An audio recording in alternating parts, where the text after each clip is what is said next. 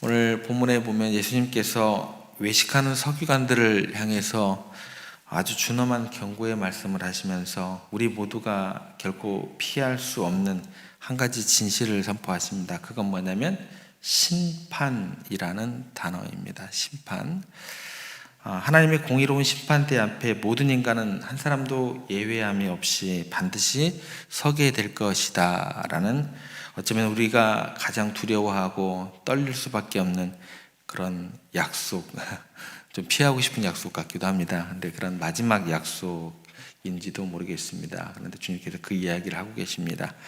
그래서 오늘 우리가 생각해야 할 제목은 뭐냐면 하나님의 심판을 기억하라, 그리고 진실함으로 하나님 앞에 서라 라는 제목으로 위선적인 신앙에 대한 하나님의 최종적인 판단은 어떻게 주어지게 되고 그 심판의 경고가 오늘 우리에게 어떤 삶의 자세를 요구하는지, 이 두 가지 부분에서 함께 생각하면서 은혜를 나누고자 합니다.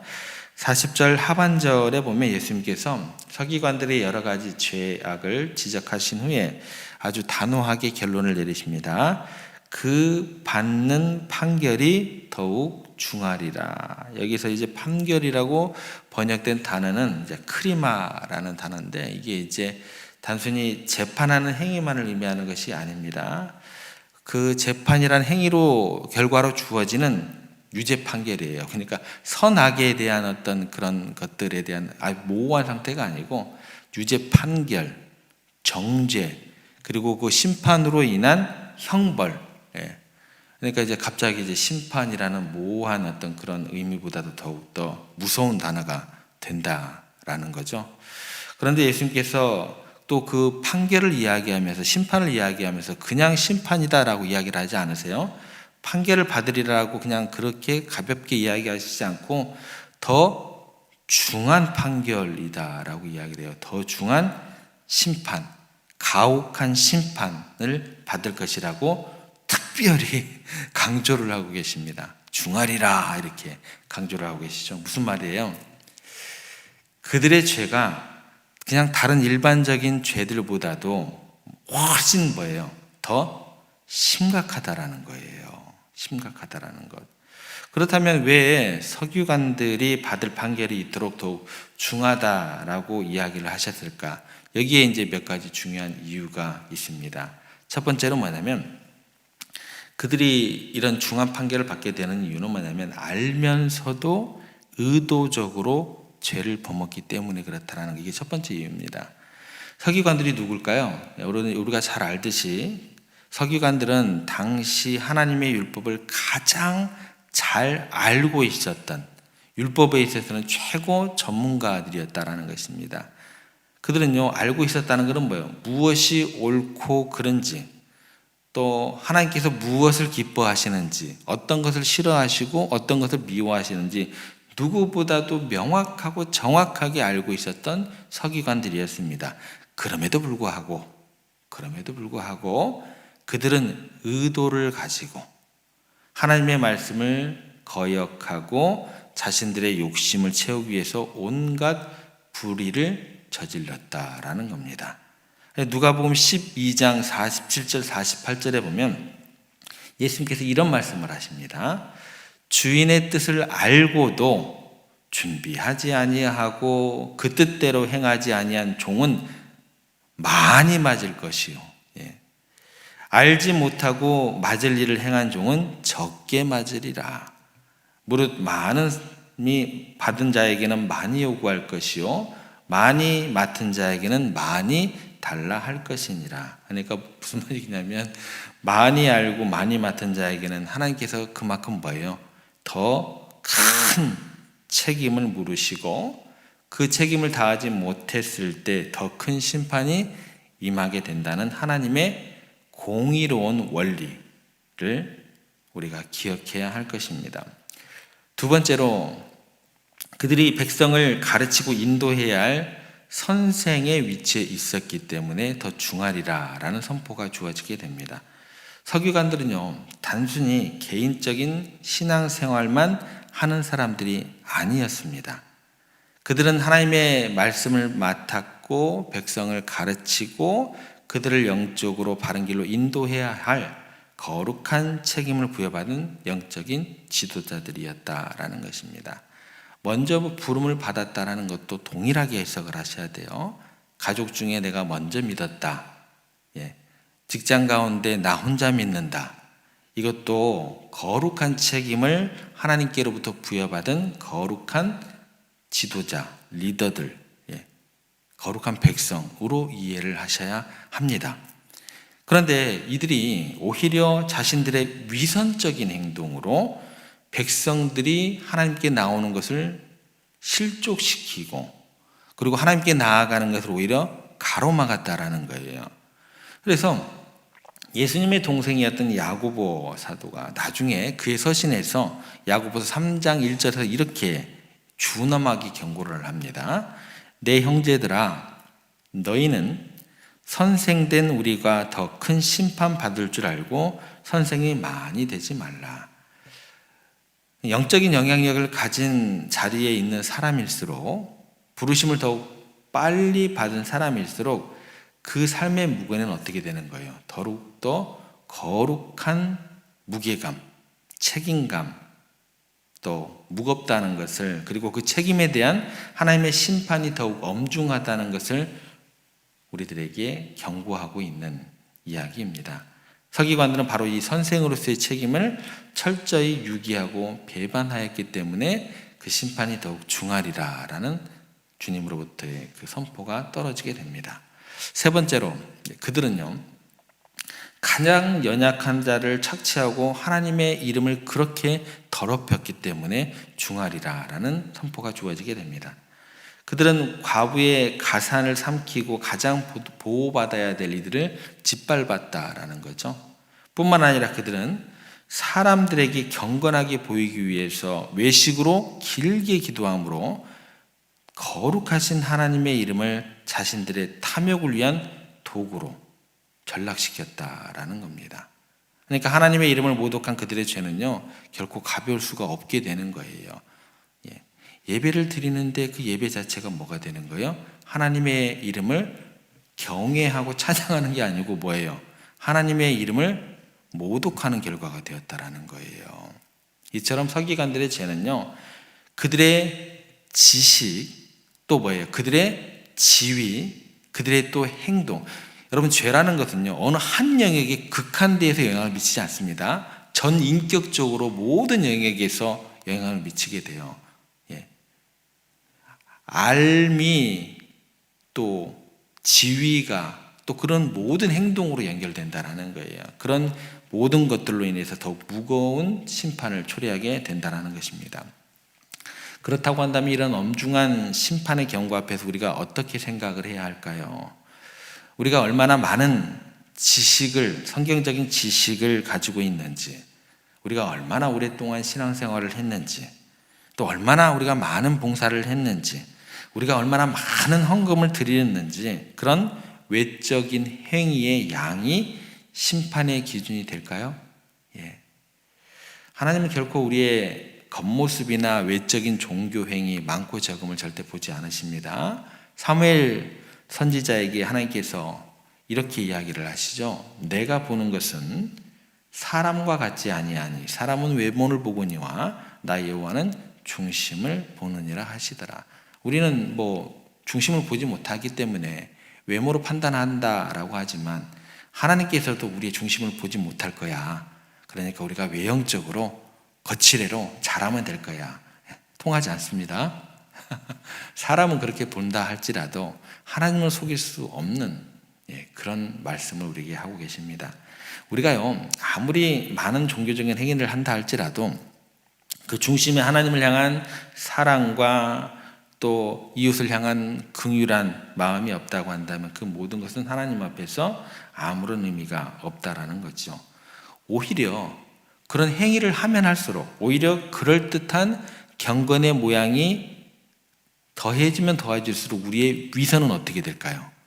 가중되는 거예요. 더욱 가중시키는 비극적인 결과를 초래하게 되는 것입니다. 서기관들의 근본적인 문제는 바로 이 마음 중심의 부재에 있었다라는 것입니다. 그래서 심판의 기준은요, 우리가 생각하는 세상의 기준과 전혀 다르게 되는 것입니다. 그렇다고 한다면 예수님께서 이토록 엄중하게 심판을 경고하시는 이유가 뭘까 좀 생각을 해보겠습니다. 단순히 우리에게 겁을 주고 우리를 정죄하기 위해서일까?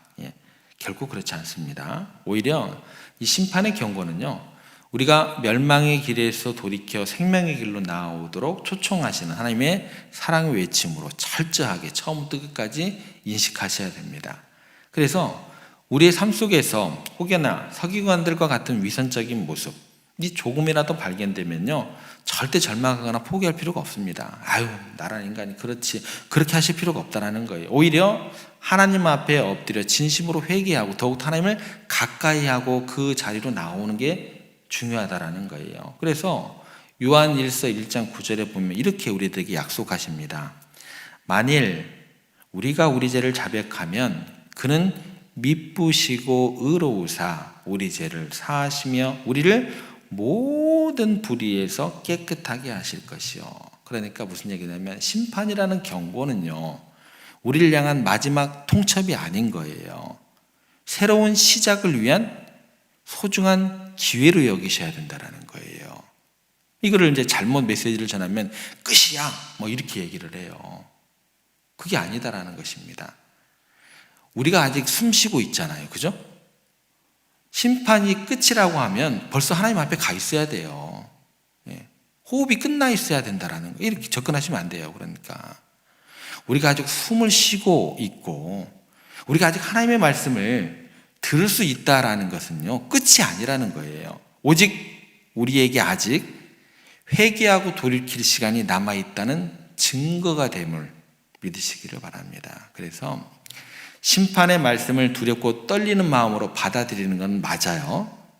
그런데 동시에 어떤 마음이 같이 따라와야 돼요?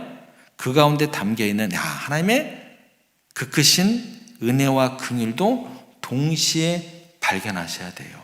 그래야지 하나님이 그냥 무서운 하나님이 아니게 되는 거예요. 이 동시에 이것까지 생각하지 않으면 와, 이건 뭐 하나님께서 작정하시고 그냥 세상을 다 그냥 망하게 하시려나 보다, 그런 하나님 아니십니다. 그렇지 않아요. 그리고 이런 마음을 가지고 더 늦기 전에 우리의 삶의 방향을 하나님께서 기뻐하시는 것으로 과감하게 돌이키고 수정해야 할 것입니다. 겉으로 보이는 경건의 모양에 치중했던 삶에서 돌이켜 마음을 다해서 마음 중심으로부터 하나님을 사랑하고 또 이웃을 사랑하는 진정한 삶으로 나아가야 할 것입니다. 그래서 사람들의 칭찬과 인정을 구하던 삶에서 돌이켜서 오직 하나님의 인정과 그분께서 예비하신 영원한 상급을 바라보는 것으로 우리의 삶을 변화시키면 되는 것입니다. 박영선 목사님, 남포교회 원로 목사님이시죠. 박영선 목사님 설교 중에 이런 이야기가 나오는 것을 들었습니다. 어느 날 한 어머니가 자기의 아들이 석 달 동안이나 학교를 가지 않았다는 사실을 뒤늦게 알게 되었습니다. 얼마나 기가 막혔겠어요. 석 달이나. 어머니는 그 아들을 불러다가 호되게 야단을 치고 매를 들었다고 합니다. 그렇게 이제 한참을 혼내고 나서 어머니가 이제 아들에게 밥을 차려주면서 이렇게 이야기를 했다고요. 죄송합니다. 이해하고 들으세요. 밥이나 처먹어. 이렇게 이야기를 하고, 나는 너가 잘 될 줄로 믿는다. 이렇게 이야기했다고 해요. 믿는다라고 얘기했어요, 아들에게. 이 어머니의 믿음이 어떤 믿음일까요? 아들의 어떤 가능성이나 어떤 옳은 행동, 또 선한 행동을 보고 기대했던 그런 어머니의 믿음이었을까요? 그런 믿음이 아니었습니다. 오히려 이렇게 말하는 것 같아요. 너가 지금까지 학교도 빼먹고 내 속을 이렇게 썩였지만 내가 너를 포기할 것 같아? 절대 내가 너 포기 못해. 내가 너를 그냥 내버려 두지 않을 거야. 그러니 너 각오 단단히 해라. 이런 믿음이었다라는 거죠. 목사님이 이것을 가르쳐서 복된 저주다라고 이야기를 하더라고요. 복인데 저주가 같이 따라 들어가요. 이 참 역설적인 표현이죠, 그죠? 복된 저주. 저주인데 복된 저주란 이게 말이 되는가는 모르겠습니다라고 이렇게 이야기를 하더라고요. 여러분, 하나님께서요, 우리를 대하시는 마음이 바로 이와 같다라는 거예요. 어느 누구 하나 부족함과 허물함이 없는 사람이 없어요. 이루 다 말할 수가 없죠. 부족함과 허물이라는 것, 그죠? 때로는 내가 내 자신을 바라보고 생각하더라도 참 한심하고 부끄러울 때가 많습니다. 저 같은 경우는요, 설교하고 주일날 저녁에 집에 다 가서 앉아서 이렇게 묵상하고 있으면 어찌나 부끄러운지요, 어찌나 한심한지요. 예, 많이 말을 하면 할수록요, 많이 주님의 말씀을 묵상하고 전하면 전할수록 아우 막 그렇게 막 얼굴이 낯뜨거운지 모르겠어요. 저 항상 그래요. 예, 기도 많이 해주시기 바랍니다. 예, 그런 어려운 마음을 가지고 더욱더 두렵고 떨리는 마음으로 말씀을 가감없이 잘 전할 수 있도록 그래도 그래요. 때로 우리가 우리를 바라보면은요, 그렇게 한심하고 부끄러울 때가 어찌나 그렇게 많은지 모르겠어요. 그런데 그때마다 하나님께서 우리를 향해서 이렇게 말씀하시는 거예요. 내가 너와 함께 일하기를 원하노라. 너가 있어야 할 그 자리는 이 세상 그 누구도 대신할 수 없는 바로 너의 자리야. 아빠로서, 장로로서, 목사로서, 권사로서, 집사로서, 직장의 어떤 직책으로서 이 세상 그 누구도 대신할 수 없는 너 자리야. 그러니 너 자리를 버텨, 지켜. 내가 거기에 나의 모든 영광을 아낌없이 쏟아 부을 거야. 나는 너 없이 결코 혼자 영광 받지 않을 거야. 이게 뭐냐면요, 기독교 신앙의 신비예요. 이걸 뭐라고 그럴까요? 이걸 은혜라고 하는 거예요. 말씀 잘 듣고 은혜 받았습니다, 이게 은혜가 아니에요. 여러분, 하나님의 심판은요, 우리를 정죄하고 멸망시키기 위함이 아니라 놀라운 사랑으로 약속 안으로 우리를 초청하신 하나님의 간절한 부르심이다라는 겁니다. 우리가 진실함으로 주님 앞에 서고자 할 때요, 절대로 우리의 힘과 노력만으로 부족할 수밖에 없어요. 노력하지 마세요. 힘쓰지 마세요. 안 됩니다. 안 돼요. 그래도 주님께서 뭐라고 해요? 괜찮아. 내가 포기하지 않을 거야. 그러니까 우리를 포기하지 않으시는 이 복된 저주와 같은 하나님의 사랑, 우리를 끝까지 붙드시는 그분의 은혜가 있기에 우리는 괜찮은 거예요. 다시 일어설 수 있는 거예요. 다시 새롭게 시작할 수 있는 거예요. 그런 겁니다. 여러분, 주님 다시 오실 날이 정말 가까이 오고 있어요. 이거를 또 뭐 갑자기 또 휴거가 뭐 내일 모레 뭐 언제 온대 또 이상한 방향으로 생각하시면 안 돼요. 가까이 오고 있다는 건 뭐예요? 내가 점점 하나님께 나아갈 날이 가까이 오고 있다는 게 한 측면이에요. 어제보다 오늘보다 더 내일 주님 재림하실 날이 더 가까이 온 거예요. 이렇게 더욱더 구체적으로 생각을 하세요. 어느 뭐 이단들이 얘기하는 것처럼 뭐 갑자기 휴가가 막 몇 날 며칠 와가지고 막 갑자기 막 세상의 징조를 봐라 막 이렇게 된다. 징조는 징조고 더욱더 우리 가운데 들어야 생각은 뭐예요? 내가 하루를 지내면 지낼수록 더욱더 하나님의 부르심 앞에 심판대 앞에 서는 게 가까워 오는 거예요. 어제보다 오늘 더욱더 주님 오실 날이 가까이 온 거예요. 이게 더 실질적이에요. 뭐 세상의 징조를 보니까 막 어디 나라가 어디를 막 공격을 해가지고 막 맨날 며칠 막 이렇게 막 그렇게 접근하지 마시고요.